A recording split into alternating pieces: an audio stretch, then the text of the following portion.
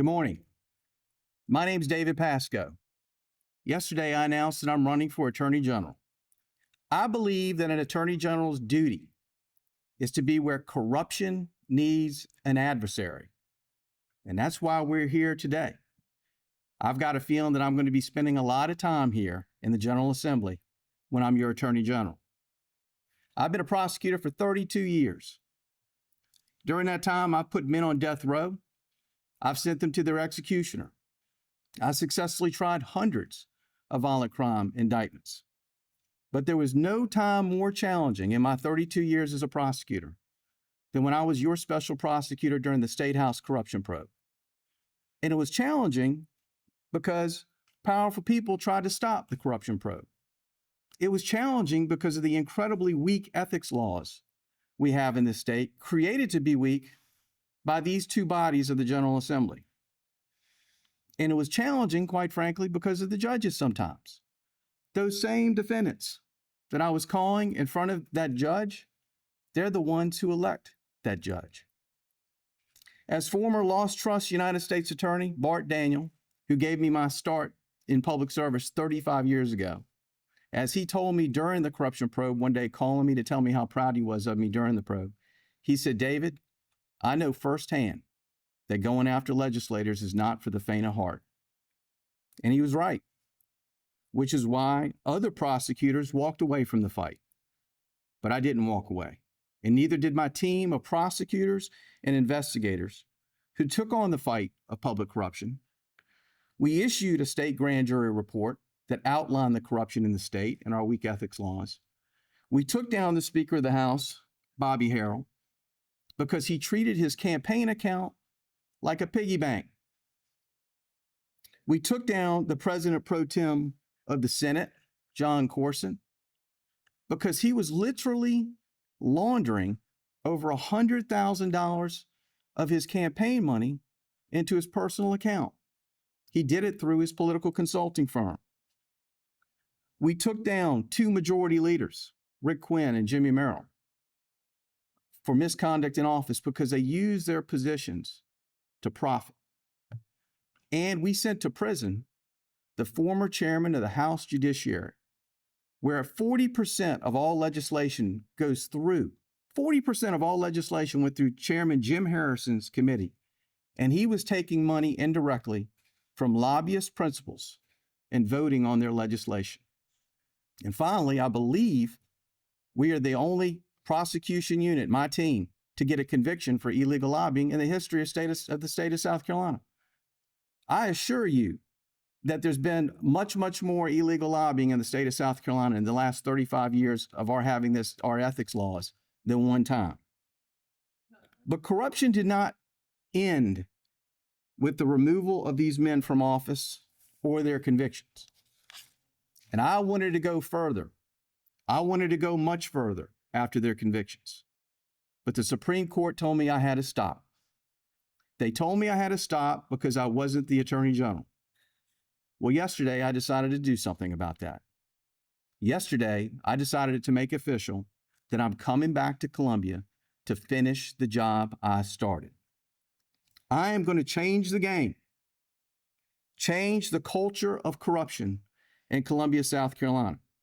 The culture that promises selfish service, and I'm going to end the corruption on day one as your Attorney General. I am going to make it impossible for our elected officials in the General Assembly to profit from their office, profit from their service. And this is how I'm going to do it. First, AG will no longer stand for aspiring governor. I commit and pledge that I will never run for any other office but Attorney General. I'm going to concentrate solely on making South Carolina the safest and least corrupt state in America. As you already know, I have no desire to make friends in Columbia. And that's what one does when they have to run for higher office. Second, this is what we're going to do. And I'm going to use these diagrams to help us out a little bit. I am going to create a public corruption unit, a PCU. And that public corruption unit is going to be made up of at least 8 seasoned prosecutors and investigators. and they are going to take proactive steps to end the culture of corruption in Columbia. This is how we're going to do it. They're going to literally work with both the state ethics, House and Senate ethics on every single complaint. As your Attorney General, I want to know about every single complaint made against General Assembly members, town councilmen, solicitors, county council. I want to know about it, and we're going to investigate it. We're going to review all watchdog complaints. So I would ask the Ted Cliffords, the Jeffrey Collins, the John Monks, the Will Folkses, and the Glenn Smiths, and the WISs. I can go through the litany of all of you. WOLO, LTX. Pull out we're going to get your archive footage of old stories about corruption in South Carolina, and we're going to investigate it. And if it's a crime, we will indict. Because as Jim Harrison found out, and all these defendants found out, there is no statute of limitations in South Carolina, only for illegal lobbying, which is something else we need to change. But we're going to go through all those watchdog groups' complaints, and we're going to make a decision whether it needs to be investigated as a crime. Because often what I've learned, that the crime is right under our nose. And many of the people out here in this interview or press conference have already done the groundwork for me. They are going to literally walk the halls, the PCU is, of the Statehouse. Let their presence be known with the lobbyists out here. I'm not going to get any more phone calls like I do now as a solicitor. Weekly, sometimes daily phone calls. Pascoe, what can we do up at the Statehouse? Too many lobbyists that aren't even registered lobbyists in the Statehouse lobbying on bills. Go to a restaurant like I do sometimes on a Tuesday night, Will, and when the Statehouse is in session, and just watch how they'll literally, literally close a curtain so the lobbyists and the legislators can have dinner and drinks. We're going to make our presence known with the Public Corruption Unit.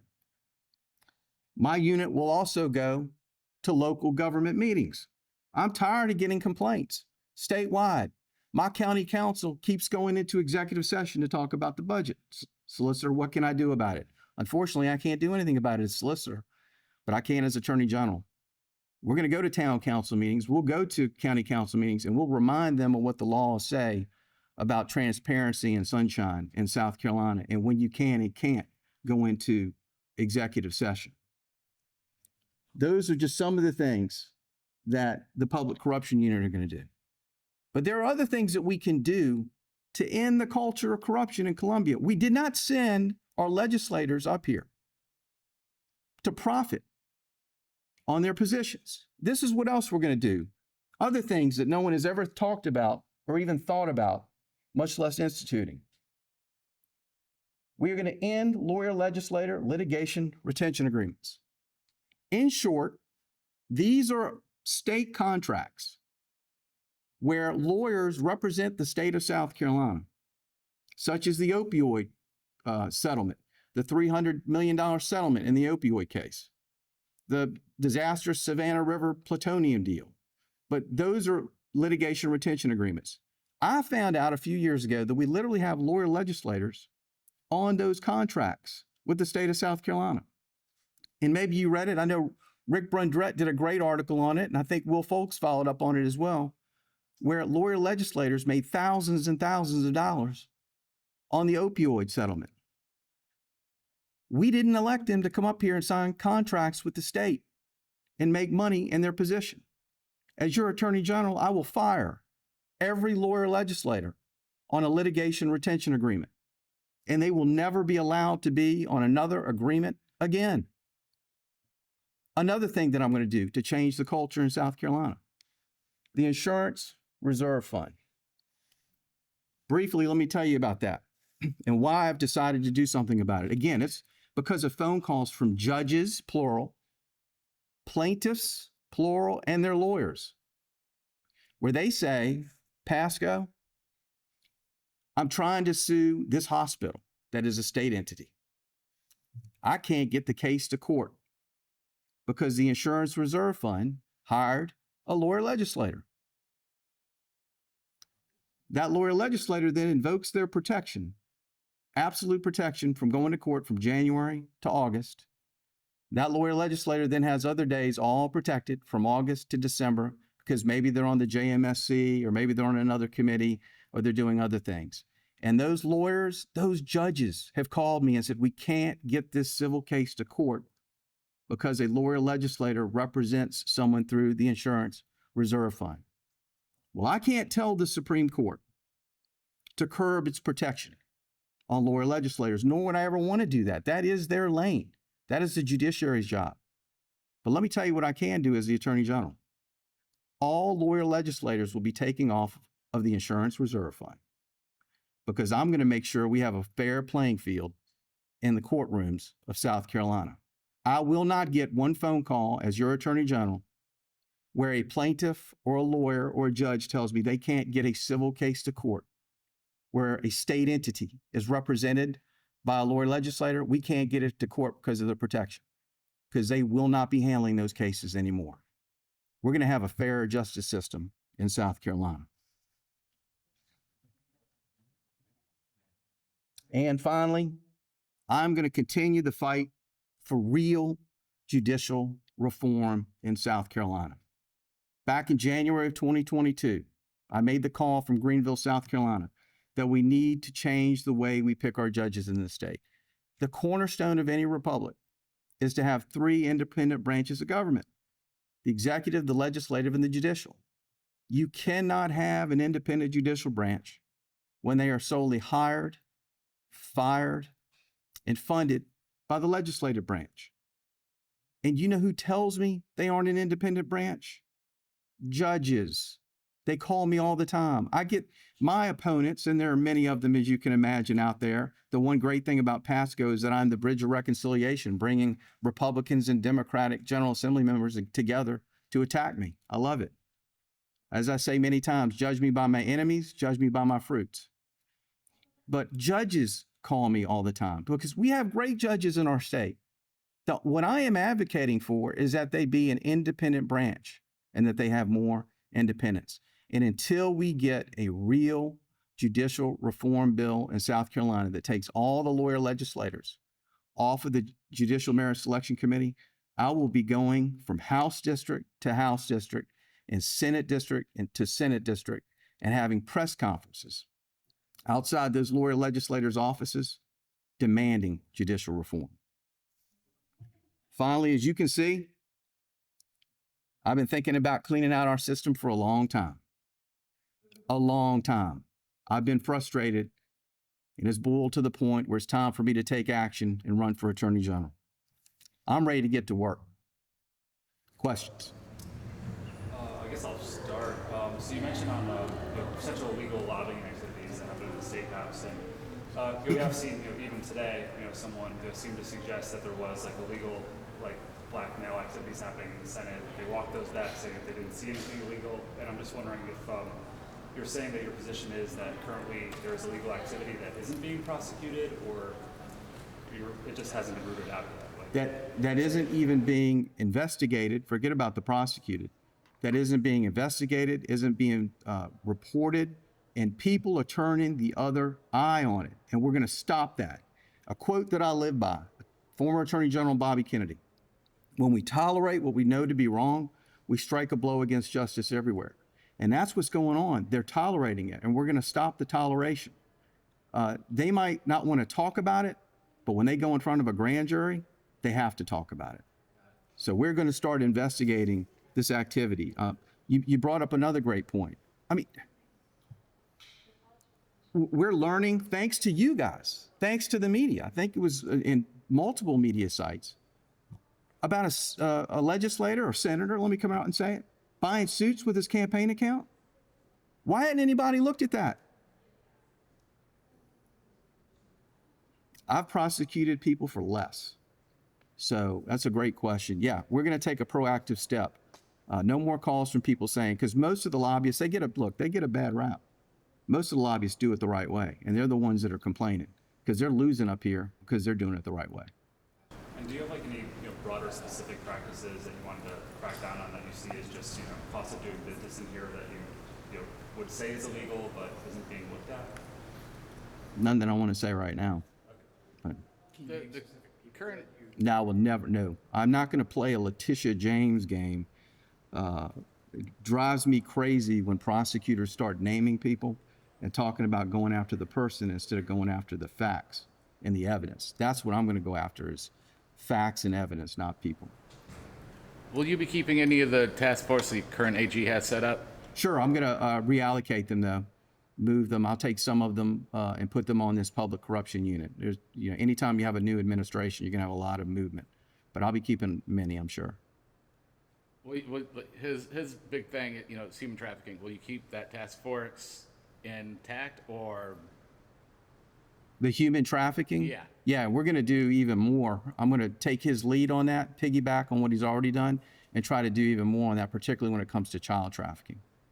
And I want to work more with solicitors' offices, because I've always thought that other than public corruption, I've always thought that the best prosecutions happen at the local level. So I want to work on allocating more of those resources to, allocating more of those resources to the local solicitors. You may have touched on this in a previous appearance, but do you have any thoughts on how you would handle the Spivey case? I do. Next question. Could you elaborate? No. Well, I'll tell you this though. I mean, if you were asking me how I've handled stand your ground cases in the past in Pascoe's office, is that what you're asking me? Yeah. Not about what I do is if it's a close call, or even if whether I think it's a close call or not, I'll let a judge decide. I get cases all the time where it is a really close call whether the stop of the vehicle was unconstitutional or not, whether that defendant's rights were violated, which would throw out the drugs, right? And it really is a close 50-50 call. I'm gonna let the judge do their job and make that decision. I will advocate that search is legal. And of course, the other side can advocate that it should be thrown out, the defendant's charges should be dismissed. Same with stand your ground. It's something when it's close, I usually let the judge decide. Now, a lot of people talk about repeat offenders being, tossed back out on the street with a very low bond. Mm-hmm. Would you advocate for higher bonds, or what would you? And we're on as much as I beat up on these guys, I also give them a pat on the back when they do the right thing. And thanks to Merle Smith, we got a bond reform bill in South Carolina. And that is really having a significant impact on keeping repeat offenders in jail. He's a huge pat on the back. The whole General Assembly deserves a pat on the back for that, as they do for funding. We're talking about reallocating resources. If it wasn't for Merle Smith, we would still be grossly underfunded, not just solicitors, but public defenders. So you do good, I promise you this, Pascoe's gonna sing your praise. But you do bad, like pass a really bad fentanyl-induced homicide bill, one that is almost worthless, well, then I'm gonna call it out. And I called it out with some other solicitors a month ago, saying, come on guys, get back to the drawing board and pass a real fentanyl-induced homicide bill. Solicitor, I can't help but notice that the photographs are all Republicans. Is that indicative of where the problem lies right now in the Statehouse, or is that? No. Great question. That was the path that I had to follow because that was the evidence that I was following. But the corruption up here is bipartisan. Now, having said that, what party has been in power for the last 30 years? The Republican Party. Just like Lost Trust was mostly, if not all, Democrats. Well, guess what? Because the Democratic Party was in power. But that's a great question. The corruption is bipartisan up here, very bipartisan. I think back in April, the Attorney General's office took over a case involving a hit and run where the driver, Rosali Fernandez, was wanted for deportation. The student, that was the person who was killed, a student at UNC. The Attorney General's office took that over. Do you think that was the right approach for essentially was a traffic fatality case, even though there was an immigration connection to it? Joe, I have no problem at all with them taking that prosecution over. I really don't. I mean, I don't know the exact reasons why he did it. I'd like to talk to him about that, but I don't have a problem with him doing that at all. We've got time for about two more. Mr. Solicitor, real quick, Yes, sir. I just want to follow up before I ask a political question. I want to follow up real quick. Were you just calling for Senator Matt Lieber to be investigated? Again, I'm not going to mention, Finance allegations? I'm not going to talk about names But you just look at my background and cases that I handled in the past. If people are using their campaign account as piggy banks, like Bobby Harrell and Ken Ard, even though Ken Ard's a different story, he was using his own money. But if it is true that a legislator is buying suits and paying for other things for personal use, yes, they should be investigated. And not only should they be investigated, if they actually did it, if the evidence is beyond a reasonable doubt that they did it, they should be prosecuted, Will. I'm not talking about any specific individual, that's any public official. Thank you for the clarification. The political question, you've been endorsed by 2 Republican solicitors. Three, I'm sorry, in your bid for Attorney General. What else do you need to do to convince Republican primary voters, given that you have spent the last few decades as a Democrat? Oh, great question. Well, what I need to do is let them know what my fruits are, that I've always been a conservative, which is why I've had tremendous Republican support for the last 20 years as solicitor. A number of Republican sheriffs were supporting me in my circuit, even when I was running as a Democrat. And remember this too, because that's the biggest attack by some of these people in the General Assembly, quite frankly, as, oh, well, Pascoe hadn't been a Republican long enough. Well, I would remind them of this, Will. When now Senator J.D. Chaplin was running against a liberal, obstructionist, powerful Democrat by the name of Gerald Malloy, and nobody thought J.D. Chaplin could win, I went to Republican senators and House members and said, will you help me get J.D. Chaplin elected? And they said no. J.D. Chaplin did not have one Republican in the House or Senate endorse him last fall. Who did endorse J.D. Chaplin? David Pascoe. I endorsed him, and he won by what, 77, 75 votes. So I need to remind people of that about my conservative record. And finally, I point this out. Where have I gone in the last 3.5 years? I have gone to over 24 Republican meetings in groups where I've been invited to talk about corruption. Over 24. I bet you that's more statewide groups than any General Assembly member in the General Assembly. If I'm going to fight corruption, it's going to be as a member of the GOP.